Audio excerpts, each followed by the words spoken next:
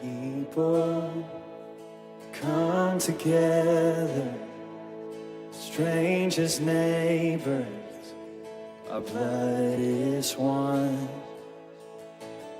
Children, generations of every nation, of kingdom come. So don't let your heart be in trouble. Hold your head up high, don't fear no evil. Fix your eyes on this one truth: God is madly in love with you. So take courage, hold on, be strong. Remember where our help comes from. Oh, oh.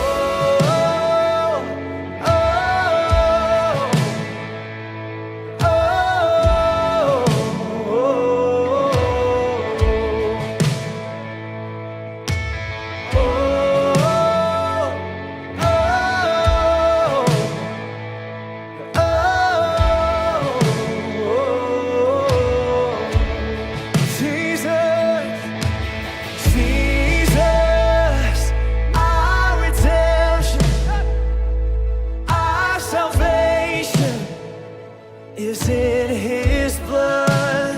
Oh, Jesus, light of heaven, friend forever, his kingdom come. So don't let your heart be in trouble. Hold your head up high, don't fear no evil. Fix your eyes on this one truth: God is madly in love with you. So take courage, hold on, be strong. Remember where our help comes from. Oh, oh, oh, oh, oh, oh.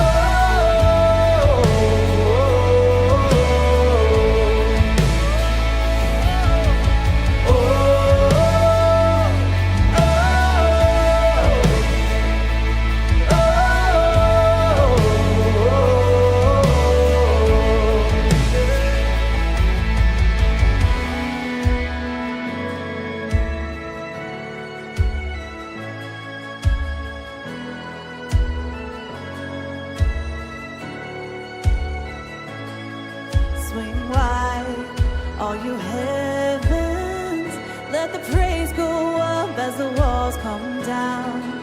All creation, everything with breath, repeat the sound. All his children, clean hands, pure hearts, good grace, good God. His name is Jesus.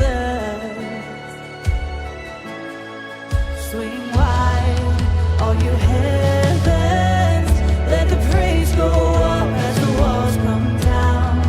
All creation, everything with breath, repeat the sound. All his children, clean hands, pure hearts, good grace, good God. His name is Jesus.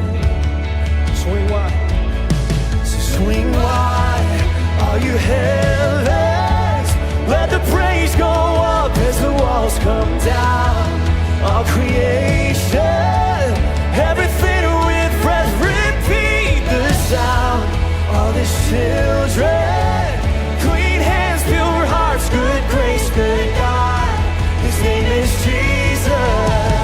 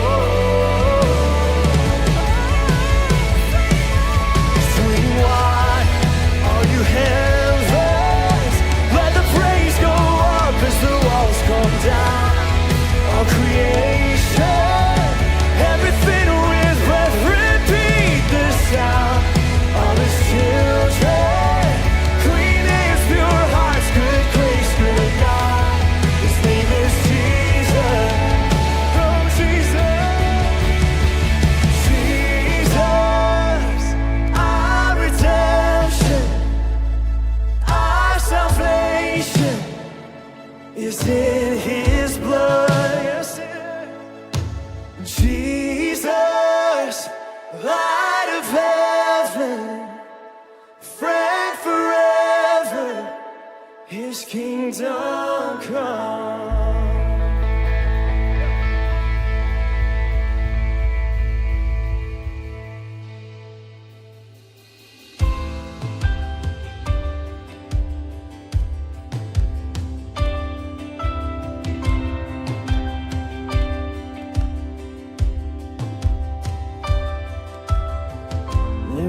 A place called blessing,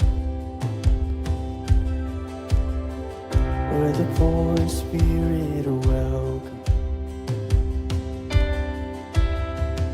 There is a place called freedom,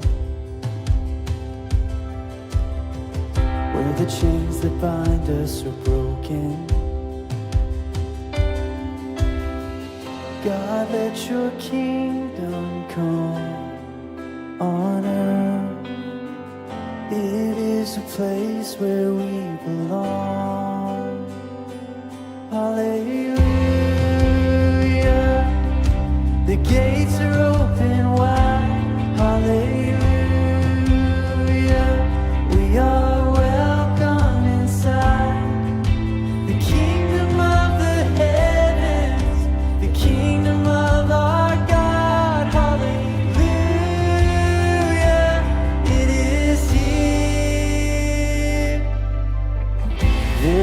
A place called justice, where every human is honored. There is a place called mercy, where all the guilty are pardoned. God, let your kingdom come on earth. It is the place where we belong. Hallelujah. The gates are open wide. Hallelujah.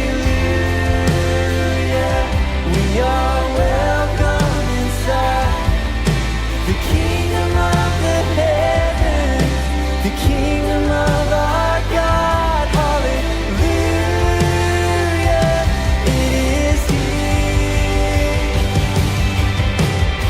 Come all you broken hearted, come find a healing hand. Come all who thirst and hunger, come in and have your fill. Come taste the living water, all that we're longing for. Come in and walk with Jesus, come in and sing hallelujah. The gates are open wide, hallelujah. We are welcome inside the kingdom of the heavens, the kingdom of our God, hallelujah. It is here. So come on, you broken hearted, come find a healing hand. Come all who thirst and hunger, come in and have your fill. Come taste the living water, all that we're longing for. Come in and walk with Jesus, come in and sing hallelujah. The gates are open wide, hallelujah. We are welcome inside the kingdom of the heavens, the kingdom of our God. Hallelujah. It is here.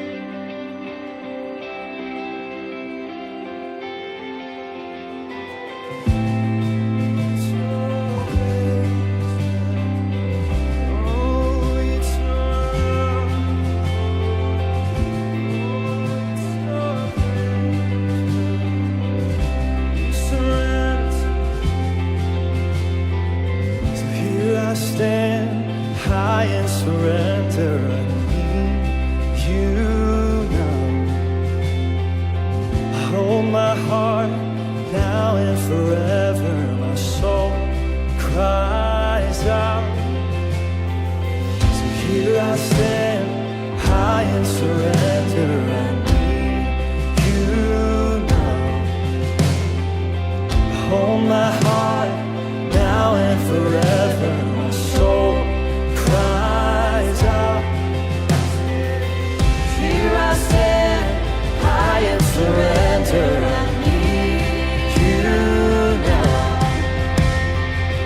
Hold my heart now and forever. My soul cries out. Here I stand, high in surrender. I need you now. Hold my heart now and forever. My soul cries out. Once I was broken, you loved my whole heart through. Sin has no hold on me, 'cause your grace holds me now. Healed and forgiven. Look where my chains are now. Death has no hold on me, 'cause your grace holds that crown. Your grace holds me now. Your grace holds me now. Your grace holds me now. Your grace holds me now.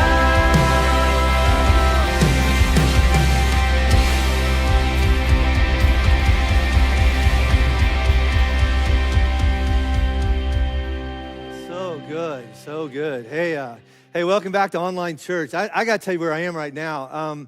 I'm with these awesome people in a room of 4,000 empty chairs, and I was just sitting down here while y'all were doing that, and I pray for the day when we're all back together. I get this email a lot, like, when is the church going to open? And let me just correct that, all right? A church never closed, all right? We can't meet together in buildings, but the church never closed. We're actually reaching more people now since this whole pandemic than we ever have before. But I get it. I understand what you're asking. It's like, but I want to be with my brothers and sisters. I want to be back with my community. And so when is that going to happen? The answer is as soon as possible. Again, we miss you. I know you miss. I ran to a lady at Home Depot today. He's like, thank you. Ran to a guy at the gym. He says, hey, we're listening. And I just want to thank you all for your ongoing support, even though we can't physically be together. Let me answer a couple questions. We don't have an exact date. Right now, the government has opened up that number that we have 50 people at one of our services, which counting all the band and the cameras and the sound, that's more than 50. There's not room for you. So anyway, as soon as possible. Here's what we're going to do, though, is that over the next month, we're going to really be trying to gear up and listen, not just to the government, but we're really listening to some other churches, like-minded churches kind of find themselves in the same kind of predicament. But we're also talking to a lot of medical professionals that we really do care and we trust, trying to make that wise decision. And so as that number maybe goes up or as the virus gets crazy or whatever, we'll keep you informed of that every week from here and then all throughout the week on our social media. But so keep on tuning into that. And thanks for your patience and your prayers and your ongoing support. Hey, before I jump into today's talk, I want to just do a shameless plug. Next week, we're going to start a new series. It's on the 23rd Psalm. And so two things on that. One is it's probably the most famous chapter in the Bible. If you have a few verses memorized, I bet some of those verses are the 23rd Psalm. So between now and next weekend, if you just maybe look at that or Google it or something like that and just kind of get that running in the background of your mind. We're going to do 4 weeks on the 23rd Psalm. I'm going to be teaching all 4 weeks. And here's the other thing I'm really excited about is that our team's all coming together. I'm going to be teaching the 23rd Psalm from up in the mountains, because it's really weird to talk about, he leads me beside still waters when you're in a big steel building. And so I'm going to be teaching that from beside still waters, and I'm going to be in valleys, and I'm going to be in green pastures. And so I'm really excited about it. Next week we kick that off, and my friend Tony is the best part about it. He has this thing in the middle. I love to say my talk is the best part about it, but it's not. Tony's Tony's part is the best part. Anyway, so I want to invite you back to that. Hey, before we jump in today, I want to pray, and then we'll go into the last weekend of this series. Will you pray with me? So God, I'm one of those weird people who actually believes that the kind of God you are, the kind of God that runs the universe, is the kind of God who has this ability to know just when we need to hear something from you, like the right season, the right moment. And I think for a lot of us, today might be that moment. And even if this message is shared a year from now or 2 years from now, that would be that person's right moment. And so God, I'm gonna ask you to do what only you can do, and that is, will you speak to each one of our hearts in that place in our heart that we really need to hear something from you today. We are listening, we're leaning in, and we wanna know what you say is true about us, about you, and about life. So just teach us, all right? We love you. In Jesus' name I pray, amen.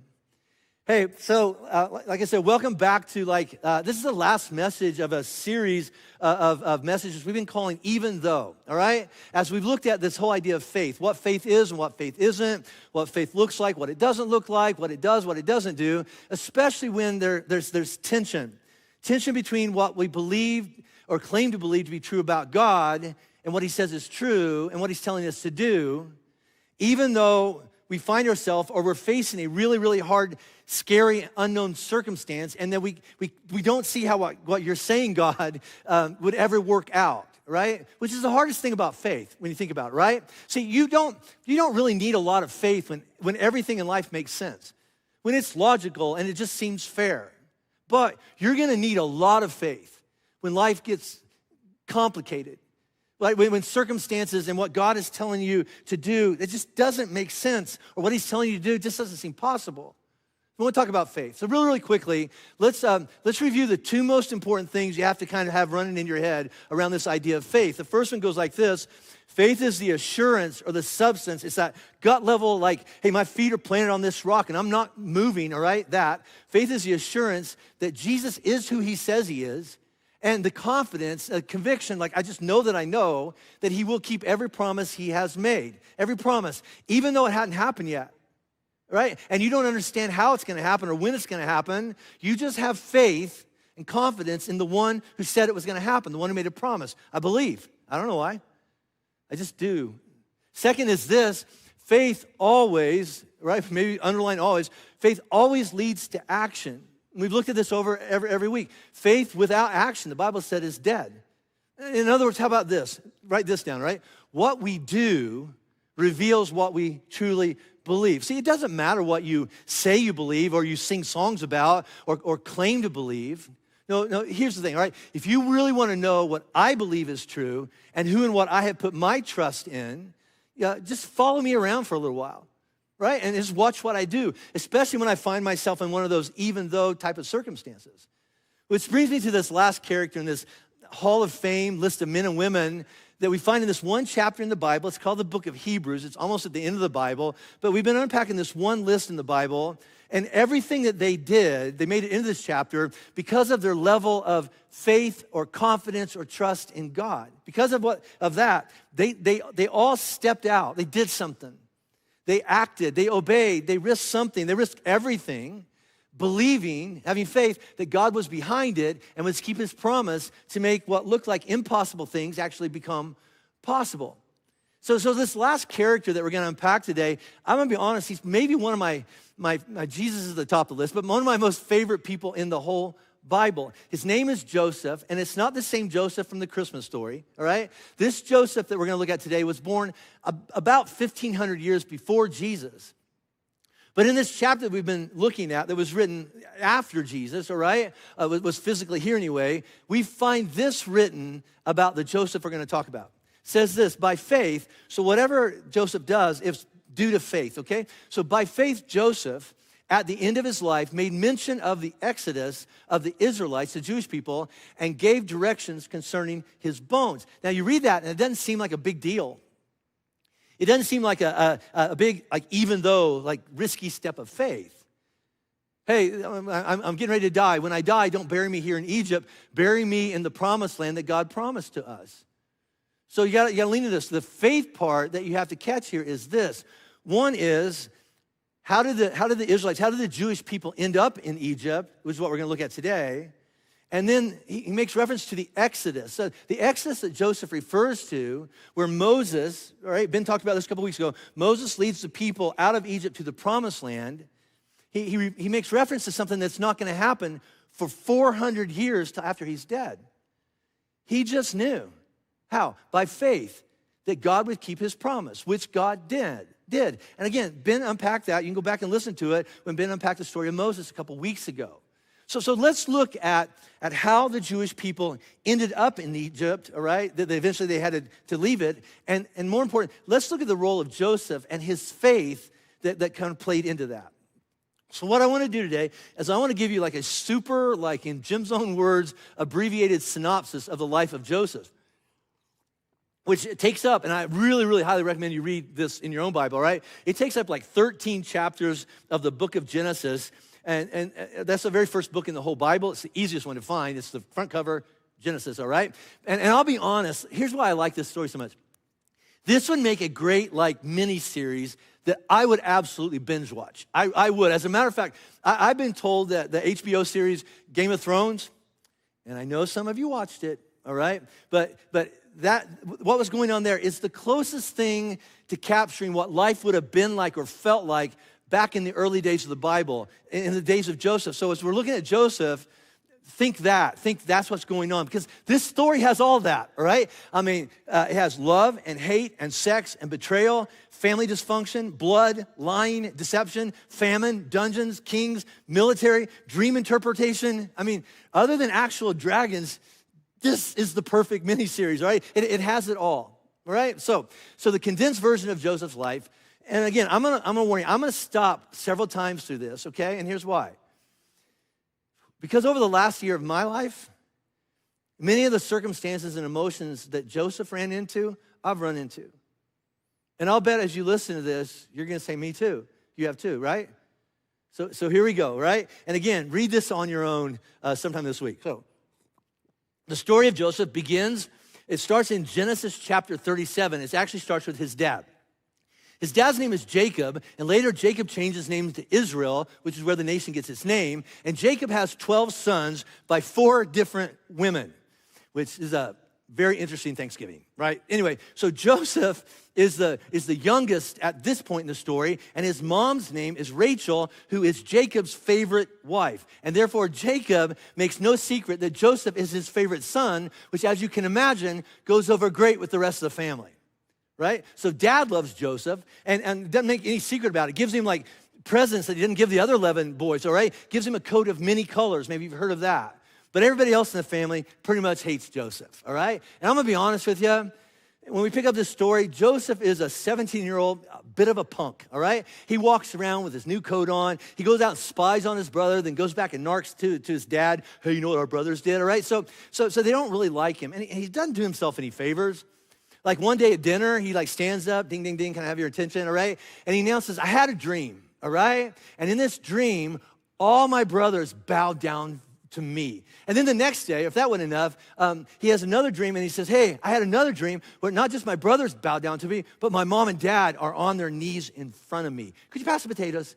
Right, it doesn't go out well, right? Even if it's true, which is gonna happen, all right? It's not really building family unity, right?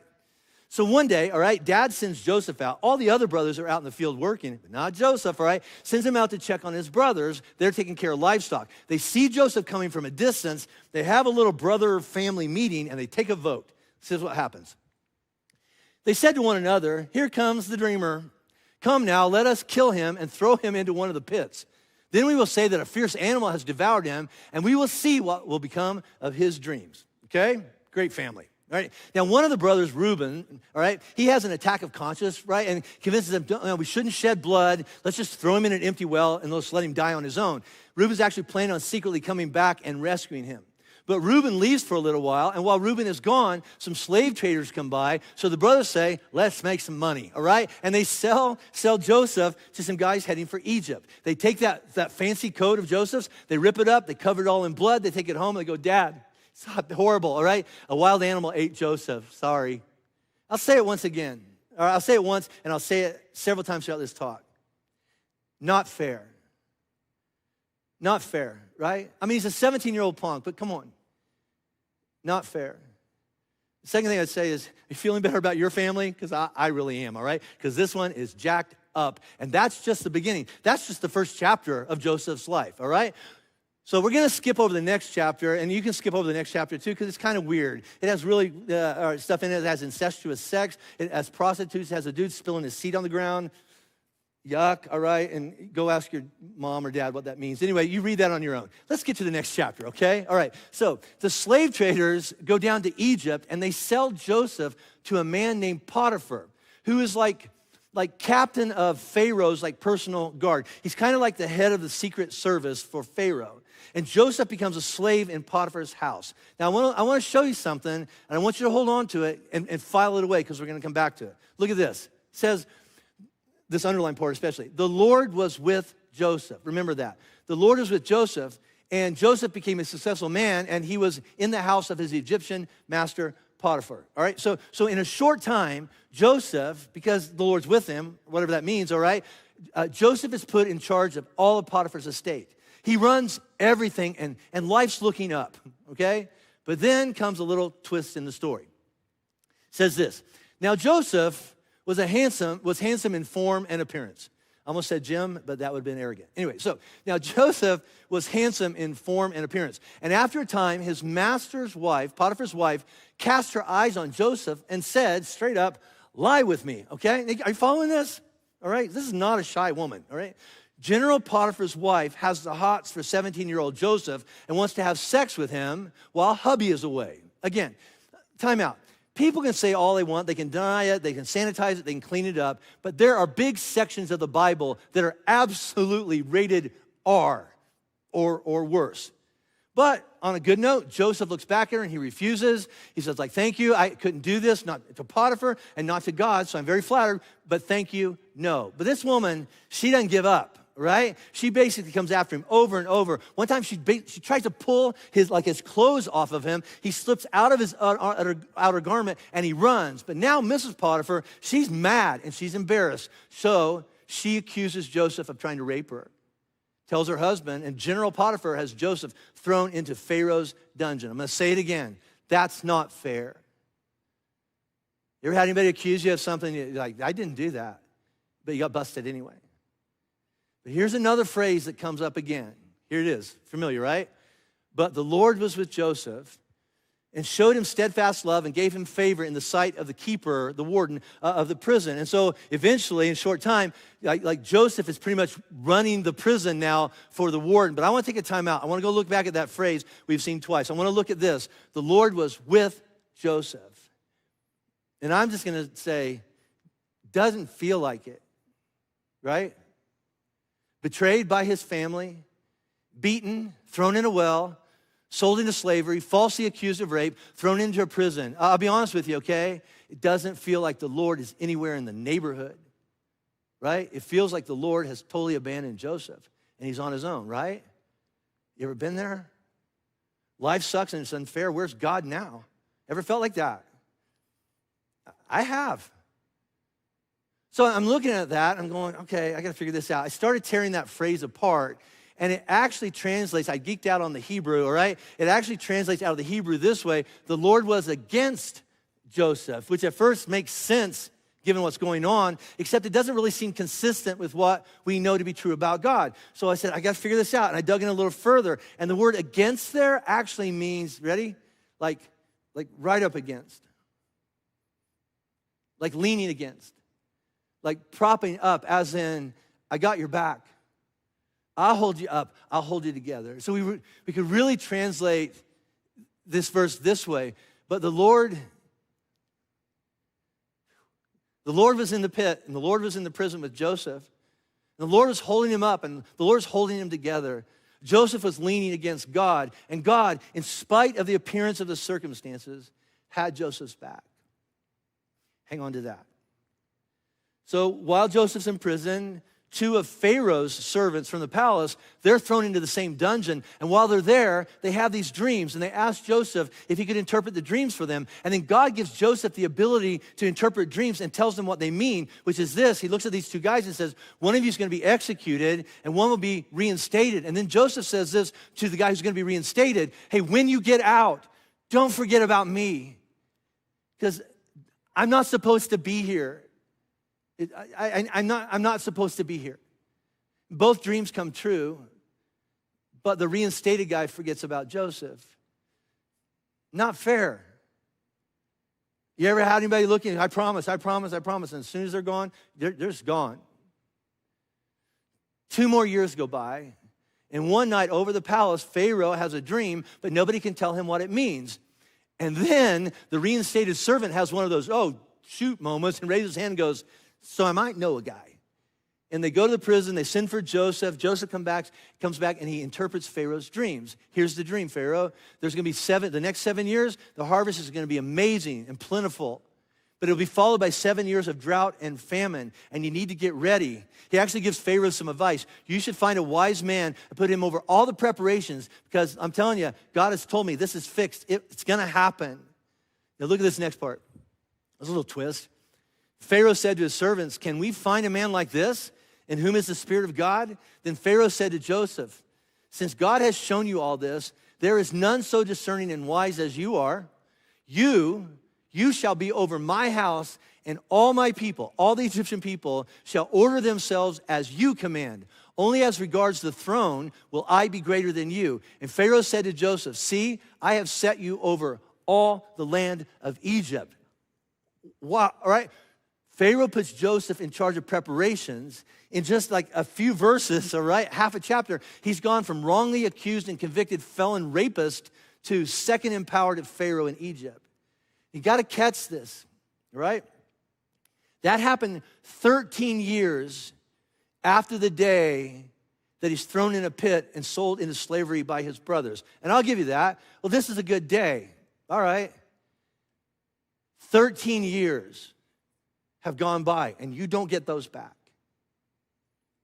So from that point on, 7 more years go by, and then just as predicted, there's 7 years of great harvest, and then after that 7 years, the famine finally hits that entire part of the world, and then 2 years into that 7 years, so if you're doing math, all right, now 22 years, right, after Joseph gets thrown into the well, guess who shows up to buy food? Joseph's brothers. Because Egypt is the only place in that part of the world that has food stored up. And they walk in the room, and Joseph recognizes them, but they don't recognize Joseph because they think he's either a slave or by now he's dead. So I'm going to call another timeout. If you were Joseph, what would you be feeling right now? Because in front of you are the people, the brothers, that ruined your life. What would you do? Because sitting in that well and then sitting in that prison cell, I promise, I would have been thinking about this. If I ever get a chance, if I ever see those guys again, I know what I'm going to do. Ever been there? And this is one of the reasons why I think I love Joseph so much, because he messes with them. I was going to say a little bit, but he messes with them a lot. First, he only speaks in Egyptian through an interpreter, but he knows exactly what they're saying, so he eavesdrops on their conversations, which is how he finds out that after he was sold off, his mom had another baby, and he has a younger brother named Benjamin, all right? They also, and he listens in on this, they have this conversation amongst themselves, how they know this is God punishing us for what we did to our brother many years ago, and then they start arguing with one another. I told you so, we shouldn't have done it. I never wanted to do it in the first place, all right? And Joseph's listening to all of it. Finally, Joseph's had enough. He looks at them and accuses them of being spies, has them thrown into jail for 3 days. Then he brings them back after kind of messing with their heads for a little bit, and he says, I'm gonna make a deal with you, all right? Leave one of your brothers here, and then go back and get that younger brother, my brother, right? And then come back, or I'll have you all killed. And they're like, yes, sir. Yeah, okay, yes, sir, and they agree. And so Joseph messes with them. As they leave, and they load up their donkeys with grain, Joseph has his servants put all the money back in the bags that they paid for, which about halfway home, they find the money and they're like, oh no, we can't go back because now we'll be like executed for being thieves. So they go back anyway. They say, well, but we left our brother back there. So they go back, they get their younger brother, they bring him back, and Joseph messes with him some more. Now, why do you think he did that? Now, I can't prove this, but here's what, if he's like me, I think he's wrestling with, what am I going to do? At least twice in the story, when he's having interactions with his brothers, he has to leave the room and close himself in another room, but the whole palace can still hear him crying and screaming. I think he's on an emotional roller coaster ride because he has this choice.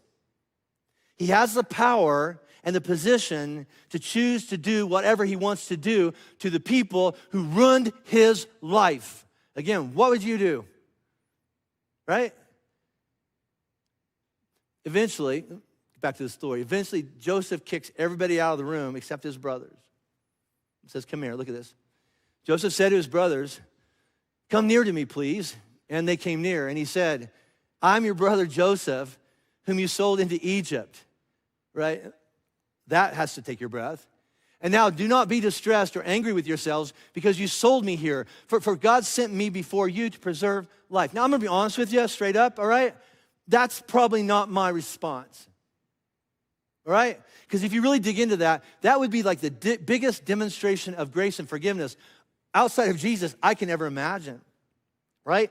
I'm your brother that you sold into slavery and you ruined my life. Remember that, all right? But don't be angry with yourself. Don't beat yourself up. God brought me here years ago so that I could save you today.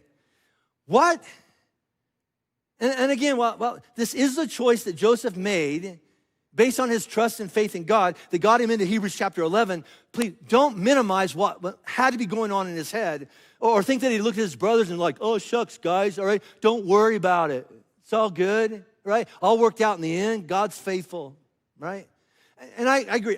That is true. God is faithful. But think about it. If Joseph is a normal human being like you and me, that we're supposed to read the Bible and be able to relate to that, listen, there had to be some kind of tug of war going on inside of him, right? Do I go with what God is telling me to do based on my level of faith and trust in him? Or based on the horrible things they did to me? Based on what they took away from me, that I can't ever get that back. Based on the years of imaginary conversations I've rehearsed in my head while I'm sitting in pits and prison cells. Do I take matters into my own hands? Do I make them pay for what they did to me? Right? You listen, hey, brothers, God may be faithful and worked it all out, but payback's gonna be rough, right? It's a tug of war. Eventually, the brothers go back and they get Joseph's father and the rest of the family, and they all come back to Egypt. This is how the Jewish people ended up in Egypt. They lived there because there was no food anywhere else. But then a few chapters after that, Joseph's father, Jacob, he dies, and the brothers kind of have a panic moment going, okay, now that dad is dead, Joseph's gonna pay us back for what we did. So they proactively come to him, and they fall on their knees in front of him, which is a dream come true, right? And they beg for forgiveness. Here's his response. Joseph said to them, do not fear, for am I in the place of God? Am I God? No, I'm not God. As for you, and this is so important, look, as for you, you meant evil against me. He calls it out. Hang on to that. You did evil against me, but God meant it or used it for good to bring it about that many people should be kept alive as they are today. So, do not fear. Don't be afraid. I will provide for you and your little ones. And say it again. That's not fair, right? Doesn't feel fair unless you're those brothers and they're like, thank you for not giving us what is fair. So let's go back to the question I've asked a whole bunch of times during this talk, all right? Except I'm going to change it from what would you do to, how about this? What are you going to do? Here's what I mean by that.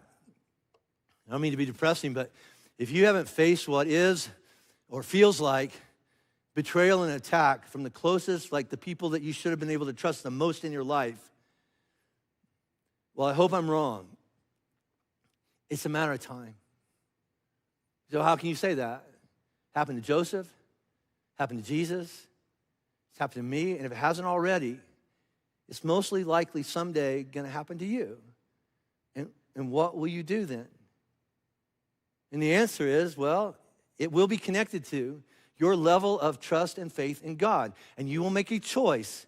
And it won't be an easy choice. And I'll bet it will be a roller coaster of a ride to get there. And you probably won't get it 100% right, whatever you decide to do. But make no mistake about it, while God runs the whole universe, you will be the one who decides what you're going to do now. And it will be the hardest but most important choice you may ever make in your entire life. And here's why. Because the rest of your life rides on that choice. This is true. I know it's true. And here's why this story lands so close to me and why I saved it for last. Because 13 months ago, I got thrown in a well. I walked into a meeting on a Tuesday morning, and I was told that I was going to be placed on 6 months sabbatical, not someday, that day. I was told, right, and that's not right. I heard, I don't know what they said. This is what I heard, all right? I heard, you're unhealthy, you're sick, you're broken, nobody trusts you anymore, you're not a good leader, and we don't want you. And I couldn't breathe. I even said in that meeting, guys, stop. Just be honest with me, right? Listen, just give me a little severance and I'll disappear. I'll just go away. Over the next, couple hours and the next couple of days, I found out that there were surveys taken. I didn't really understand, right? There were multiple meetings weeks before this meeting on that Tuesday morning where an entire plan was put in place. And I felt like I got ambushed. I felt like I got screwed over. From the people, the closest friends and coworkers that I had spent over a decade with, I thought I could love and trust them. I'll be honest with you. What I thought in that moment, losing my job's not the most painful part. It's the people who did it to me, right? Crushed me. I looked at one guy and went, part of me died that day. And I'll be honest with you, the guy I said that to was at the top of the list. His name was Paul Bruner. He's my number 2 in charge. And before anybody blows a gasket or blows up Paul's phone, all right, he and I crafted this talk together. We're good, right? Later, we'll get back to that. Later, it felt like the same people. It wasn't enough that they came after me. I felt like they went after some of the closest, most important people in my life. And I remember about a week into this whole sabbatical thing, Paul Andrews, who was the elder, and I don't know if he got voted on or he picked the short straw, I don't know, but he was kind of like my handler during those 6 months. We were in my living room, I'm sitting on my couch, and I was going off as only I can, because when most of all my emotions come out as anger, right? And he just listened. He was so good. He just listened. And finally, when I could let him speak, he finally said this. He says, okay, Jim, let's say you're right. Let's say they did it wrong. Let's say they did it for all the wrong reasons. And then he said this, quoted the Bible at me.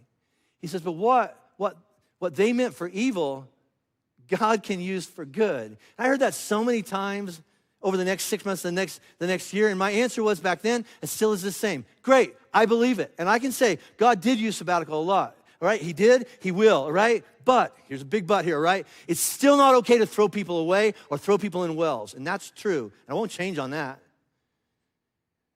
See, what happened to Joseph and what happened to me, and I'm gonna go out on a limb here and say this, what happened to you shouldn't have happened.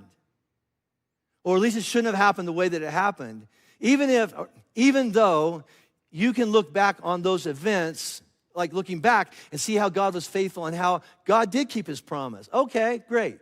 It still hurt and it wasn't fair. I just want to honor that it shouldn't have happened, but you're still here and you're still alive. Which leaves you and Joseph and me with a huge question. Okay, but what are we going to do now? See, we can't change what happened. Wouldn't that be awesome? We can't undo what happened. And there's nothing that we could do to them or that they could offer to do in our direction that would make it right or replace what was taken from us. So what are we going to do now? So here's what I'm going to go with. Based on who I believe Jesus to be, based on how he has kept his promises to me in the past, when I've absolutely just screwed up everything.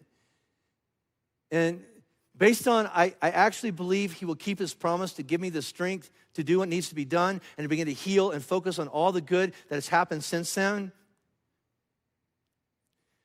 I choose forgiveness. I choose forgiveness. And I've asked them to forgive me. Because if I don't, that pain and anger will destroy my life and rob me of much more than what I felt like I lost on that day. And I'll be honest with you, I want peace and healing more than I want revenge and payback. See, Jesus taught us over and over and over that forgiving other people is more about us and has very little to do with them, because lack of forgiveness doesn't affect them or change them at all, but it will lock us up in a cage of bitterness and anger, and we won't get out. So what's going on in your head? What's yours? It's not sabbatical, it's something else. And I'll bet you have been having those same imaginary conversations in your head that I did and Joseph did. That tug of war between faith says I ought to do this, and the other side that's going, but I feel and I want to do something different. And Jesus even understands. Look, when Jesus was on trial and being attacked over and over and over, they were mocking him, like, save yourself. He actually looked back at him, and this is what he said to him. Do you not think that I could call 10,000 angels if I wanted to get out of this? Which means to me, he thought about it. Crossed his mind. He didn't choose that, but it was right there available to him. Hey, time out again. I want to acknowledge something, all right? The first thing is this. I'm not letting myself off the hook for the many things that I did wrong and needed to ask forgiveness for. Right? Nor am I trying to point fingers at other people, Paul or anybody else, about the horrible things that they did to me, all right? I have asked for and been given forgiveness for many things. Please hear that, okay? But that's not what this talk is about. My point is this, about what you have to work through when you are sitting in the middle of something that feels on the receiving end as life-changingly horrible, and it's this, all right? It's the biggest, most painful things that hit your life. Here's what you got to figure out. Forgiveness and healing isn't going to be easy or come all at once. It's not just say a prayer and it's over. It's not true. For me, it was several months before I even entertained the idea of forgiveness over payback. All I wanted was payback. For a long time, I didn't even want to, I didn't want to forgive. But eventually, I got there. Well, I'm going to correct that. I'm going to try to be honest. I'm getting there. I'm getting there. Because every once in a while, something will happen. And it's like someone pulled my trigger. And all that pain and all that emotion, all those memories come rushing back.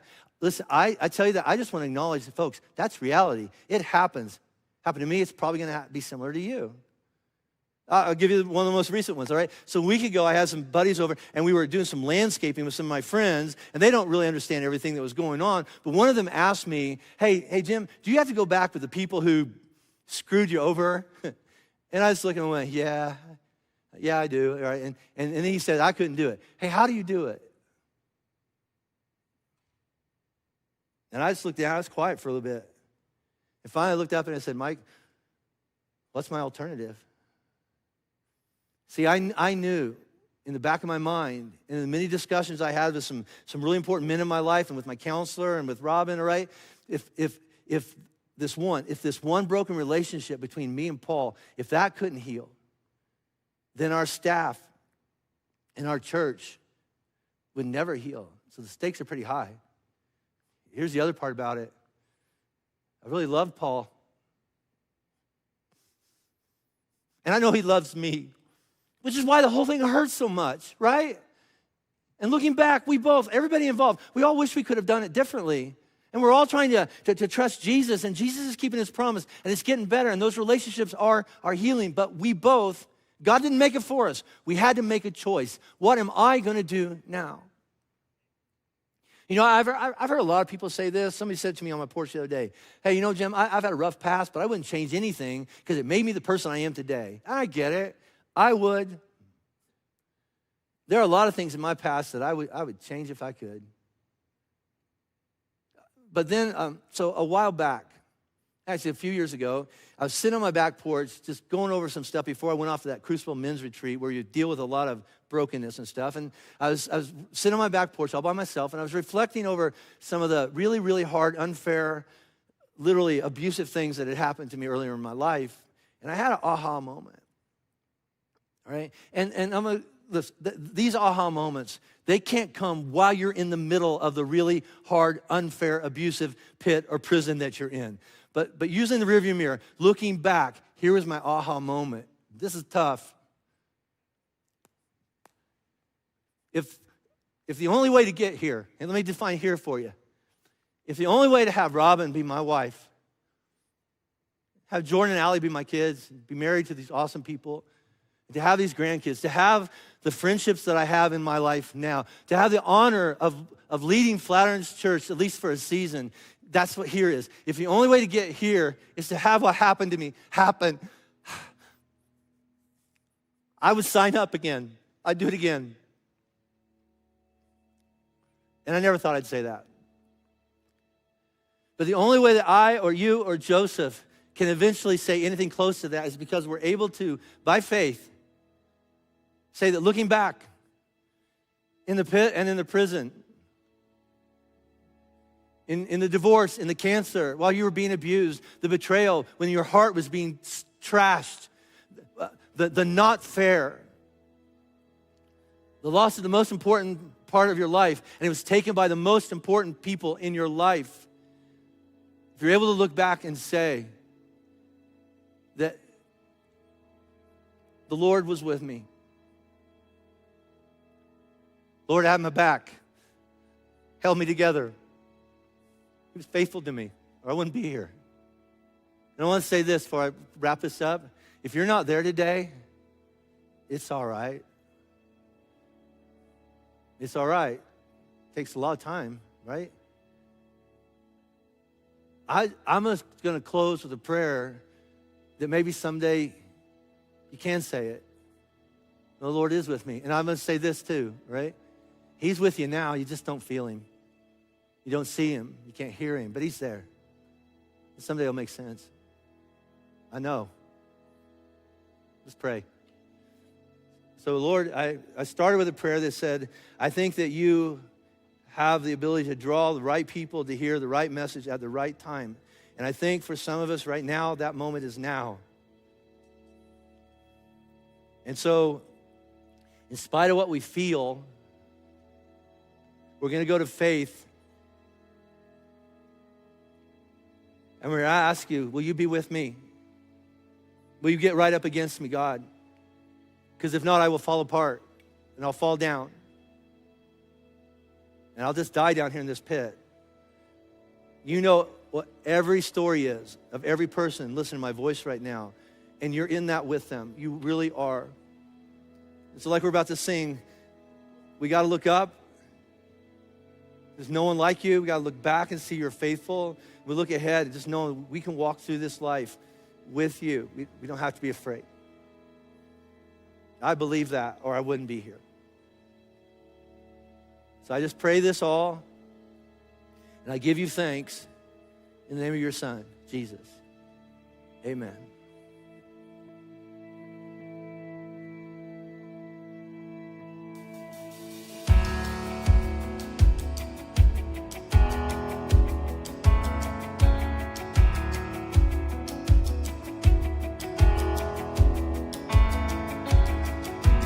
All the worries of this world,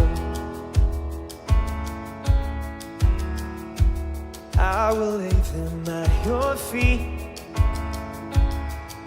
Surrender every anxious thought for perfect peace, your perfect peace. All the loved ones I hold dear, all my hopes and dreams and all my fears, I will choose to trust your name in everything, with everything. I will look up, for there is none above you. And I will bow down to tell you that I need you, Jesus, Lord of all. Jesus, Lord of all. I will take you at your word. For Jesus, you have taken hold of me. All my life is in your hands. You are my strength. You are my strength.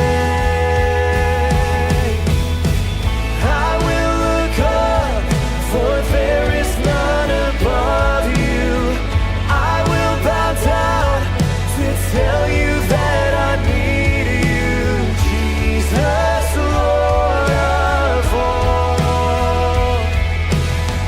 I will look back and see that you are faithful.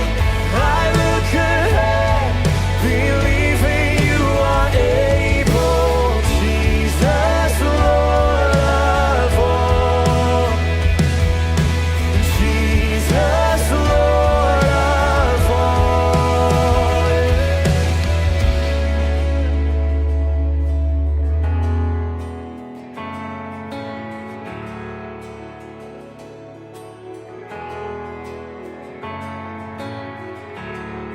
Of peace, perfect healer, all my life, all my cares on you, King of kings, mighty Savior, all my life, all my cares on you, Prince of peace, perfect healer, all my life, all my cares on you, King of kings, mighty Savior, all my life, all my cares on you, yeah. My life, my Jesus, on you. I will look up, for there is none above you. I will bow down to tell you that I need you, Jesus, Lord. I will look back and see that you are faithful. I look ahead, believing you are able, Jesus, Lord of all. Jesus, Lord of all.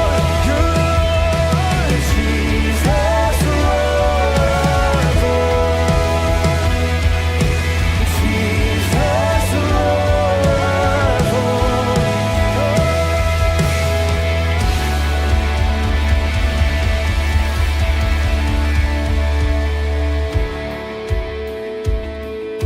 All right, Flatirons, thank you so much for joining us wherever you're at.